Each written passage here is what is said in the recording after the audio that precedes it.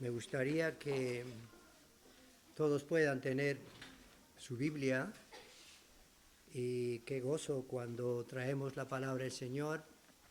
Ya sé que vivimos en tiempos muy modernos, que ya la Biblia no es necesaria, pero debemos tener la palabra del Señor con nosotros.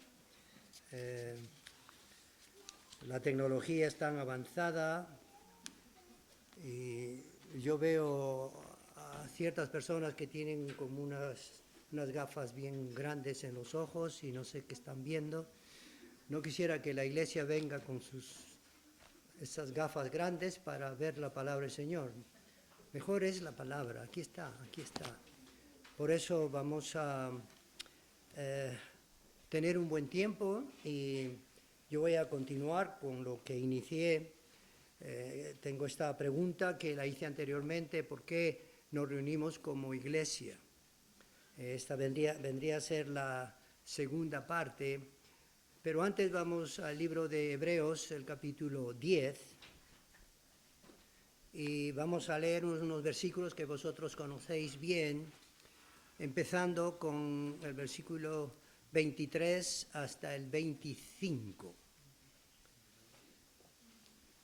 Y enfatizaremos el libro de los Hebreos, como se leyó el capítulo 13 del libro de los Hebreos, vamos a enfatizar eso.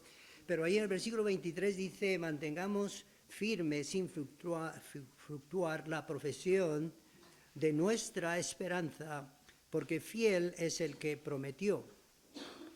Y considerémonos unos a otros para estimularnos al amor y a las buenas obras, no dejando de congregarnos como algunos tienen por costumbre, sino exhortándonos, y tanto más cuanto veis que aquel día se acerca. Señor, gracias una vez más por tu palabra. Ayúdame, necesito mucho de tu ayuda. Quiero, Señor, predicar lo que tú has puesto en mi corazón, no lo que yo he puesto. Quiero que los hermanos y las hermanas estén atentas, escuchando tu palabra. Quiero que los que están sin Cristo, Señor, acepten la salvación que Cristo ofrece. Ese es el objetivo principal. Tu palabra, la exhortación, la salvación. Y gracias, Señor, por este tiempo. Te pedimos todo en nombre de Jesucristo. Amén. Y como un flash, digamos, como un tema importante sería fidelidad en estar juntos como el cuerpo de Cristo. Dije fidelidad, y eso es necesario, ¿verdad? Fidelidad en estar juntos como el cuerpo de Cristo. En el mensaje anterior, cuando prediqué lo mismo, se respondió esta pregunta: ¿por qué nos reunimos como iglesia? Y mostramos bíblicamente que nos reunimos como iglesia es precisamente porque el Señor Jesús murió, fue sepultado y resucitó al tercer día. Y esa resurrección es la victoria que nosotros celebramos, porque al mismo tiempo es nuestra victoria. Por eso, por la razón principal por la que nos reunimos es precisamente para celebrar la resurrección del Señor Jesús, y es el primer día de la semana, que es el domingo bíblicamente. Claro, se hablaron más cosas, pero eso es lo fundamental. Y también voy a leer algo que se lee con frecuencia cuando el apóstol Pablo, por ejemplo, no tenéis que buscar la cita, cuando el apóstol Pablo dice en 1 Corintios 11, 18, cuando reunís como iglesia. Y también en 1 Corintios 14, 26 dice, cuando os reunís. Eso está hablando claramente que la iglesia no es un edificio. Ya sabemos eso, ya sabemos, no son 4 paredes, sino es un grupo de creyentes que se congrega para participar de la alabanza, para empezar, de la enseñanza y de la prédica de la palabra de Dios. Entonces, leyendo con más atención, se puede ver que a través del Nuevo Testamento se usa ciertas expresiones, ciertas proposiciones y artículos como estas: con la iglesia, de la iglesia, en la iglesia, como la iglesia, por la iglesia, las iglesias y la iglesia del Señor, dándonos un significado claro al respecto. Y pues yo creo que una actitud inadecuada, una actitud incorrecta que mucha gente hace al reunirse, unos lo hacen por costumbre, ya es tradición, nada más, por costumbre. Otros por religiosidad, apariencia de piedad. Pues estoy aquí, mírenme, apariencia de piedad. Adicionalmente, otros para hacer que Dios esté contento con la presencia de ellos. Y para otros, por amistad.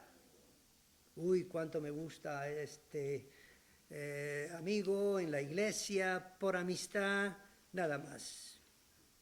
Para pasarlo bien o para recibir algún beneficio personal. En otras palabras, esto no es correcto, porque los que hemos sido redimidos por el Señor Jesús entendemos que es necesario reunirnos como iglesia por muchas razones, porque nuestra vida debe ser guiada por la palabra de Dios, ¿verdad?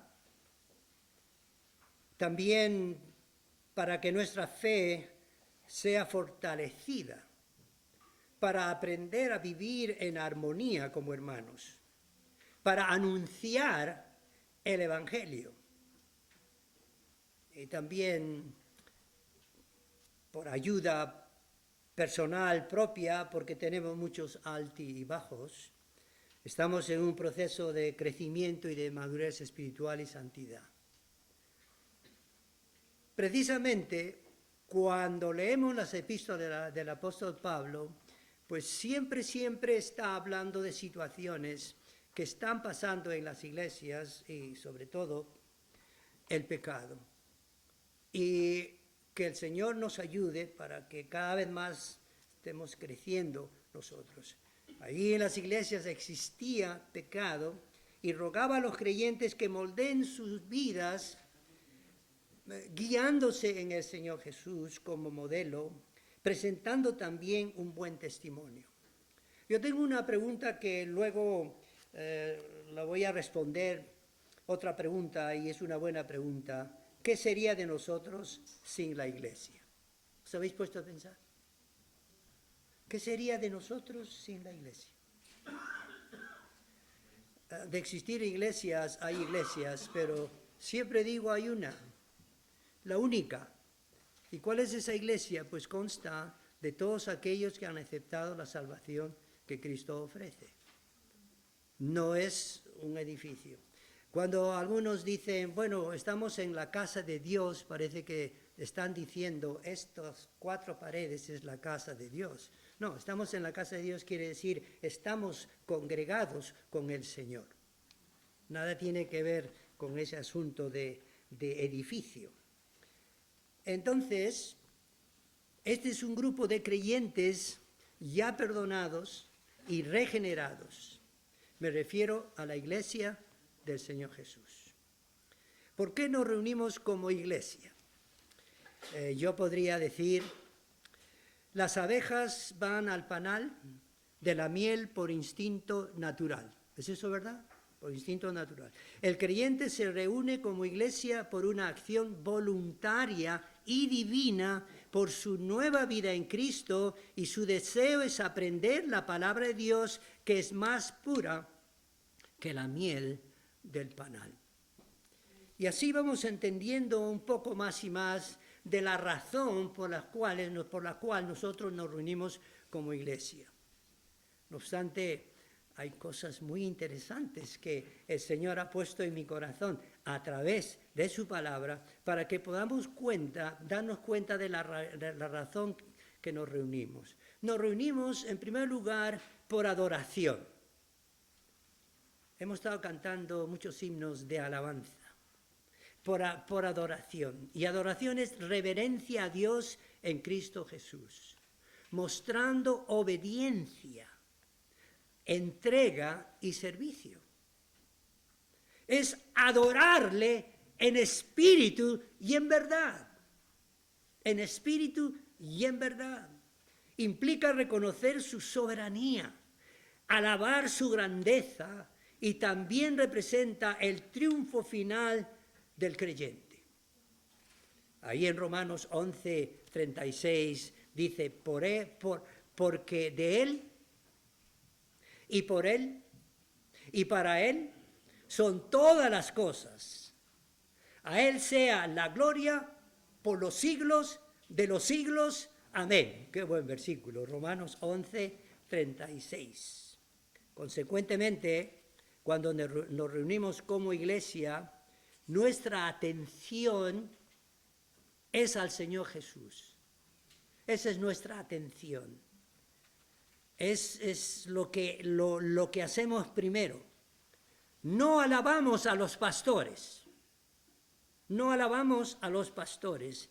Ninguno destaca, porque Cristo es el que resalta sobre todos nosotros, porque Él es Dios hecho hombre. Hay un pasaje muy interesante en Colosenses 2:9 que quiero participar con vosotros, que ya lo sabemos, que dice, porque en Él habita corporalmente toda la plenitud de la deidad. Ahí está hablando, pues, que el Señor Jesús es Dios hecho hombre y a Él debemos adorarle. También nos reunimos como iglesia por refugio, porque este mundo, pues, nosotros estamos rodeados de tantas cosas que necesitamos refugiarnos. Y nuestro refugio, para empezar, está en Dios y en el Señor Jesús. Este refugio es espiritual y de protección, donde los creyentes encuentran fortaleza, consuelo, comunión, comunión, sí, frente a las adversidades y pruebas de la vida. Es un lugar de apoyo mutuo, de oración, donde prevalece el amor genuino. Hay dos salmos, os voy a leer, Salmo del 9 al 10, dice, Jehová será mi refugio del pobre, será refugio del pobre, para el tiempo de angustia. En ti confiarán los que conocen tu nombre. 3 bendiciones. Jehová será refugio del pobre. Refugio para el tiempo de angustia, cuando estamos en angustia. Tercero, en ti confiarán los que conocen tu nombre. Y ahí en Salmo 18:2 dice, por Dios, dice, mi alto refugio. ¿Es eso verdad para nosotros? Es un alto refugio el Señor. Y cuando estamos en la iglesia, nos estamos refugiando en Él.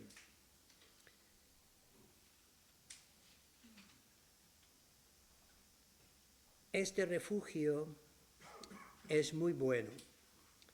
Lo que sí yo quisiera decir a los hermanos y a las hermanas, cosas que he notado y muchas veces lo hacemos, es que cuando hay situaciones difíciles, cuando estás sufriendo, cuando estás perseguido, cuando estás enfermo, cuando hay situaciones desesperadas, hay hermanos y hermanas que ya no vienen a la iglesia porque están desesperados, porque están angustiados.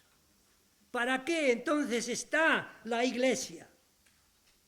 Más bien, si tienes esas dificultades y esos problemas y ese temor, pues ven, vamos a reunirnos y vamos a hablar la palabra del Señor Y ya verás cómo vas a salir con bastante gozo y alegría. No hagáis, por favor, no cometáis ese error de que pues estoy tan mal que ya no vengo a la iglesia porque estoy pues en una situación tan difícil. Porque el creyente que actúa de esa manera está en peligro y está a la mira de Satanás. Tenemos que entender que cada día tiene su propio mal. Cada día tiene su propio mal. Es algo que lo entendemos, el Señor nos muestra en su palabra. Experimentamos también rechazo, burla, menosprecio por parte de los incrédulos. También los medios de comunicación nos tienen bombardeados con todo tipo de filosofías y huecas sutilezas. Que pareciera que nos vamos a enamorar de tantas cosas que nos presenta el mundo.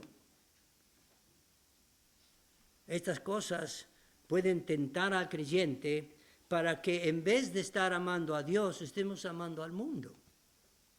Y no puede ser así, no puede ser así. Porque el Señor Jesús es nuestro refugio. Y Él tiene su iglesia. Y por eso estamos nosotros reunidos aquí. Refugiémonos en ella porque es de gran bendición. Y otra pregunta para responder. ¿Por qué nos reunimos como iglesia? Puede ser por o para exhortación. Exhortación. Exhortación es el acto de animar, consolar, corregir, reprender o motivar a otros que lo necesitan a vivir conforme la palabra de Dios y de acuerdo a su voluntad. ¿Cuántas veces he oído yo que después de la palabra del Señor, los hermanos o las hermanas o algunos dicen, qué gran bendición, lo necesitaba? Estaba en situaciones tan difíciles en mi vida, pero la palabra del Señor me ha mostrado que estaba yendo mal. Gracias por la palabra del Señor. Por eso es por exhortación. El apóstol Pablo era muy serio muchas veces y exhortaba duramente, pero él lo hacía por amor. Y también la Biblia nos enseña que debemos exhortarnos los unos a los otros. Vemos aquí en Colosenses 3:16 que nos muestra y dice, la palabra de Cristo mora en abundancia en vosotros, enseñándonos y exhortándonos que unos a otros en toda sabiduría, cantando con gracia en vuestros corazones y al Señor con salmos e himnos y cánticos espirituales, exhortándonos unos a otros. Para eso estamos. Y nos llenamos de gozo por esta razón. Qué bueno. Y claro, nos exhortamos y tenemos que hacerlo sin herir a otros, porque lo que va a predominar en nosotros va a ser siempre el amor, ¿verdad? Ahora, el Señor Jesús nos da un ejemplo muy grande en cuanto a exhortación, porque Él exhortaba a sus discípulos constantemente. Les hablaba en cuanto a la oración, porque pues ya faltando poco para que el Señor vaya y llegue a la cruz del Calvario, pues dijo, orad, y estaban todos roncando quizá, ¿no? Durmiendo, y les exhortó, les reprochó. Inclusive cuando Él resucitó, dice la Biblia que algunos no creían en lo que estaban viendo. Y el Señor reprochó la incredulidad de ellos. Vamos un momentito a Marcos 8:17, a ver que podamos recordar nosotros de esto que está escrito. Marcos 8, del 17 al 21. Entendiendo Jesús les dijo, ¿qué discutís porque no tenéis pan? ¿No entendéis ni comprendéis? ¿Aún tenéis endurecido vuestro corazón? Yo le hablaba a sus discípulos. Teniendo ojos no veis y teniendo oídos no oís. ¿Y no recordáis? Cuando partí los 5 panes entre 5.000, ¿cuántas cestas llenas de los pedazos recogisteis? Ellos dijeron, 12. Y cuando los 7 panes entre 4.000, ¿cuántas canastas llenas de los pedazos recogisteis? Y ellos dijeron, 7. Y les dijo, ¿cómo aún no entendéis? Entonces la exhortación es muy importante para la iglesia. Por eso nos reunimos, porque escuchamos este asunto de la exhortación. Otra pregunta, ¿por qué nos reunimos como iglesia? Por instrucción, por instrucción. La mejor oportunidad para el creyente es recibir la instrucción en la iglesia del Señor Jesús, porque esta es columna y baluarte de la verdad. ¿Qué? Sí, columna y baluarte de la verdad, como dice en 1 Timoteo 3:15. Y esta verdad es la verdad absoluta de Dios. Entonces lo que aquí se debe predicar es la verdad absoluta de Dios. No una creencia o una cosa que se me ocurrió a mí, sino lo que está aquí en la palabra de Dios. Entonces nos reunimos como iglesia por instrucción. Esta instrucción tiene una finalidad y también una infinidad de razones y sirve para formar el carácter del creyente, para seguir creciendo y madurando espiritualmente. Esto siempre enfatizo yo, ¿os habéis dado cuenta? Crecer y madurar. Pero a veces se ve solamente crecimiento y no se ve madurez. Crecimiento sí, conoce las Escrituras. Crecimiento sí, entiende las cosas del Señor, pero tu carácter está todavía mal formado. Debemos crecer y madurar espiritualmente, porque nos sorprendemos y decimos, vaya el hermano, ¿cuánto sabe? Pero ¿cuán formado está su carácter? Eso es importante, eso es fundamental. Y también la instrucción es para que actuemos, dice, para toda buena obra. Porque en Hebreos 13:21, no sé si habréis prestado atención, cuando se leyó capítulo 13, pues dice que nosotros estemos preparados para buena obra, no para mala obra, para buena obra. Y dentro de la instrucción, imagínense, ¡ay, qué bello! Dentro de la instrucción tenemos la prédica.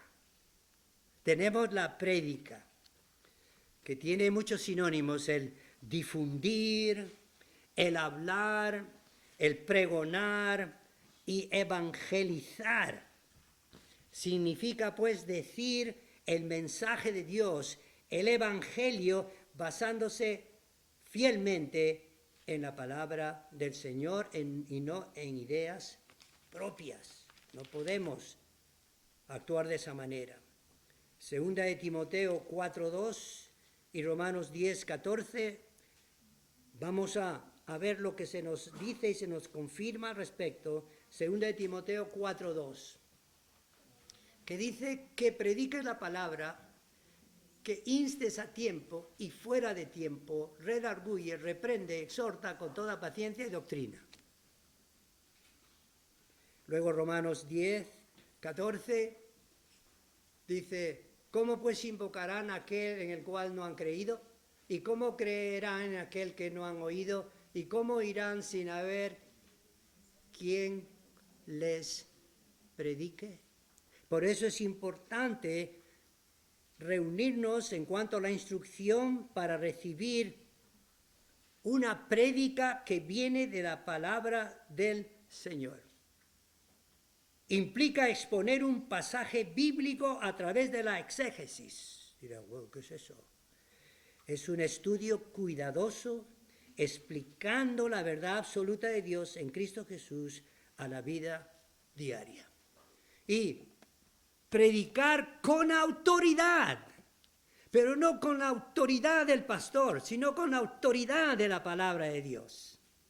Porque así dice la palabra del Señor. Entonces, cuando se predica con autoridad, porque la palabra de Dios es la autoridad principal para nosotros. También debemos cuidarnos de los falsos de todo tipo. ¿Cuáles son los falsos de todo tipo? Falsos testigos, falsos hermanos, falsos apóstoles, falsos cristos, falsos profetas y maestros. No es que hoy hay verdaderos profetas, no, hoy no hay verdaderos apóstoles, no, hoy no hay apóstoles. Pero muchos dicen que lo son, entonces son falsos. Como sabemos mucho, lo que está escrito en 2 de Pedro 2, del 1 al 2, justamente está hablando de estas cosas. Y también es de gran bendición tener a un pastor que cuando predica, enseña al mismo tiempo. ¡Qué bueno! Yo pido al Señor, ayúdame Señor, para que cuando yo predique esté enseñando también al mismo tiempo. De todas maneras, debemos darle gracias al Señor, que Él es nuestro máximo ejemplo, y como iglesia también es una bendición tener buenos maestros. Buenos maestros. Bueno, en cuanto a la enseñanza tenemos la prédica, en cuanto a lo que había dicho aquí, en cuanto a lo que se enseña es también el Evangelio. El Evangelio, ya sabemos mucho del Evangelio. Esto está sobreentendido. El Evangelio se repite en el Nuevo Testamento, porque solamente es del Nuevo Testamento, 108 veces. 108 veces. El predicar el Evangelio es para tomarlo seriamente, como una misión central para compartir el gran amor de Dios y su salvación eterna en Cristo Jesús. Veamos un versículo ahí en Romanos 1, de 15 al 16, que hay muchos más, pero podemos ver lo que dice Romanos, lo que está escrito ahí, 1:15. Así que, en cuanto a mí, pronto estoy a anunciaros que el Evangelio, también a vosotros que estáis en Roma. Y eso es lo que tenemos que hacer nosotros. Anunciar el Evangelio. Y ya sabemos lo que es el Evangelio. Tenemos que anunciar el Evangelio. Mire, las sectas y las religiones de este mundo hablan del Evangelio y no entienden su significado. El viaje de este nuevo Papa al continente africano, no sé si habéis seguido las noticias. No se ha oído nada al respecto en cuanto al Evangelio se refiere. Y no ha manifestado ni ha dicho nada en su peregrinaje. Solo ha hablado de valores morales a cumplir. Esto no es el Evangelio. Que haya paz en el mundo. Hay países que están haciendo esto y lo están haciendo mal. Reflexionen por lo malo que se está haciendo. ¿Dónde está el Evangelio? Y dicen que se ha ido en un viaje para hacer el Evangelio. ¡Mentira!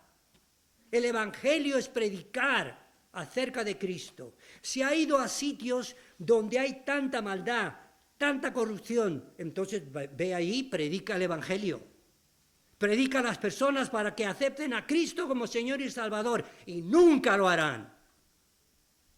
Pero el que conoce al Señor tiene amor y compasión por los perdidos y predican y dicen, necesita la salvación que Cristo ofrece. Arrepiéntete. Acéptale como tu Señor y Salvador. También nos reunimos por compañerismo, pero un compañerismo genuino que podemos reconocer como el amor fraternal. Es ese cariño sincero, porque fileo, por eso viene Filadelfia, fileo es un amor fraternal, es un apoyo positivo entre hermanos, que expresa luego ese amor sincero que es el amor de Dios, agapao. Y así es como debe ser el compañerismo entre creyentes. El hacer el bien a los demás es correcto. No obstante, Pablo nos enseña a que tengamos nuestra mayor atención a los hermanos de la fe. Cuanto a compañerismo y ayuda, en Gálatas 5:10 dice, así que según tengamos oportunidad, hagamos bien a todos, mayormente, que dice, a los de la familia de la fe. Gálatas 5:10. Esto no quiere decir que se debe ayudar cuando solo se presentan las circunstancias, sino es buscar la oportunidad en ayudar, en estar atentos, vigilantes a que se presente la ocasión. He puesto como punto final este asunto de compañerismo, del amor fraternal, porque es la conclusión, el resultado de las demás, porque tiene una esencia maravillosa que es el amor. ¿Qué es el amor? Por eso nos reunimos, por estas razones nos reunimos como iglesia. Ahora voy a responder a esta pregunta que tengo muchas ganas de decirle a vosotros. ¿Por qué? ¿Qué sería de nosotros sin la iglesia? A ver, ¿qué sería de nosotros sin la iglesia? Perderíamos nuestra identidad y propósito. No habría oportunidad para el perdón eterno.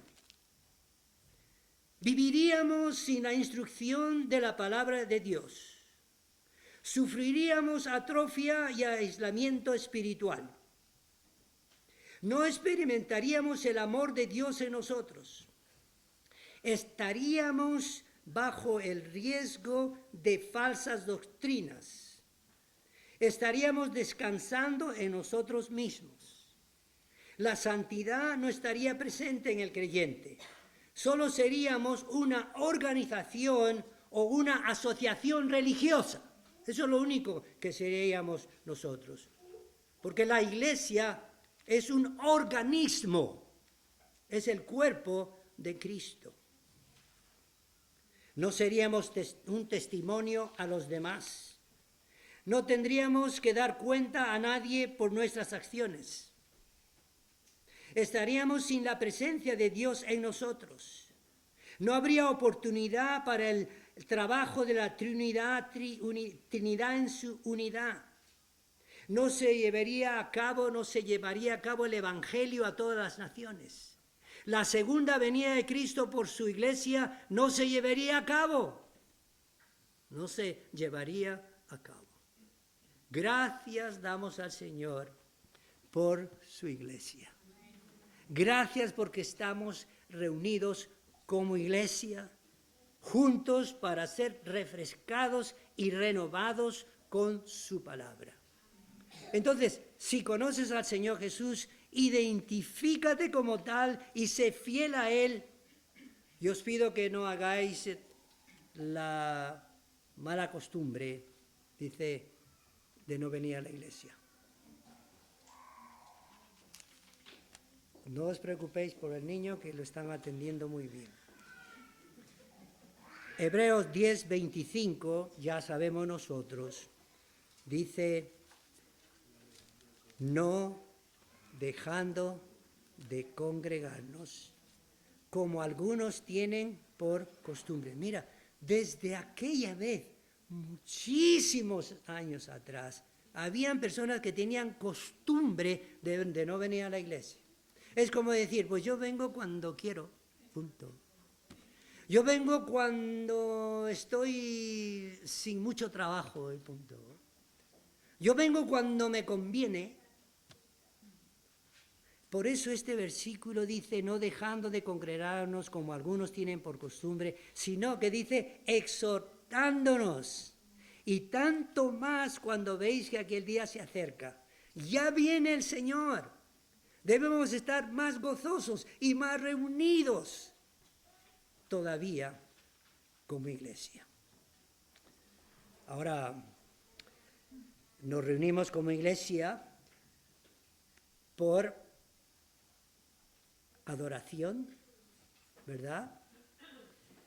Nos reunimos como iglesia por refugio, por exhortación, por instrucción, por agradecimiento y por compañerismo, mostrando ese amor fraternal como una unidad en el cuerpo de Cristo. Ahora, esto es para aquellos que aún tienen la ceguera espiritual, cautivos al mismo Satanás. Si rechazáis la salvación que Cristo ofrece, estáis en un serio peligro de eterna condenación en el mismo infierno eterno. Ay, pastor, ya no hable del infierno. Eso ya no se estila ya, eso ya no se dice. ¿Dónde está el amor de Dios? ¿Y dónde está la justicia de Dios?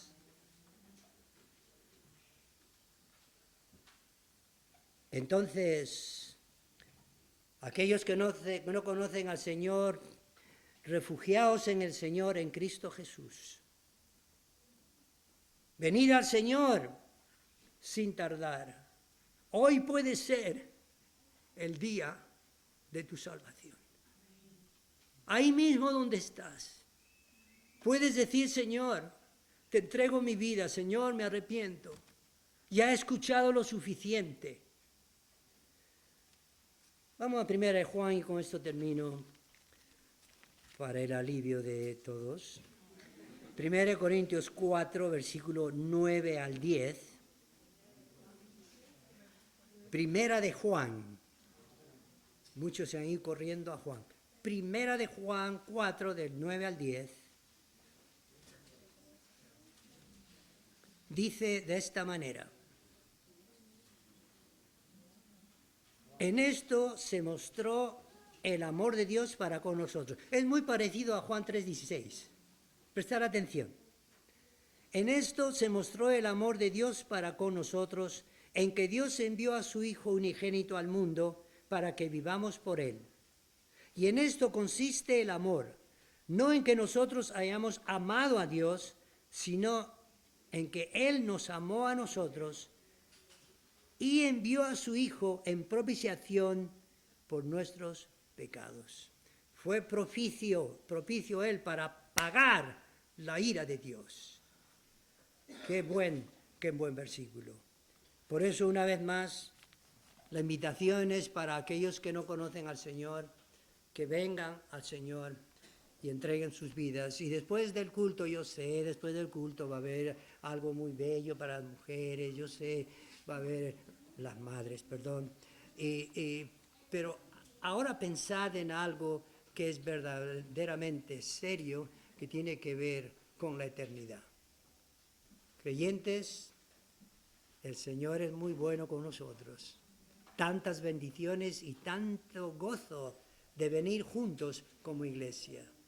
Incrédulo, es la oportunidad grande que el Señor presenta para que hoy entregues al Señor tu vida. Señor, una vez más te damos infinitas gracias por lo que tú nos muestras en tu palabra, que podemos regocijarnos en lo que tú me has dicho a mí y lo que hemos visto nosotros a través de tu palabra, para que nos ayudes a vivir la vida que tú quieres, Señor. Gracias, Padre bendito, la invitación está presente, que podemos nosotros hablar con aquellos que quieren llegar a ti y que tú, Señor, estás obrando en sus vidas. Te pido todo esto en nombre de Jesucristo. Amén.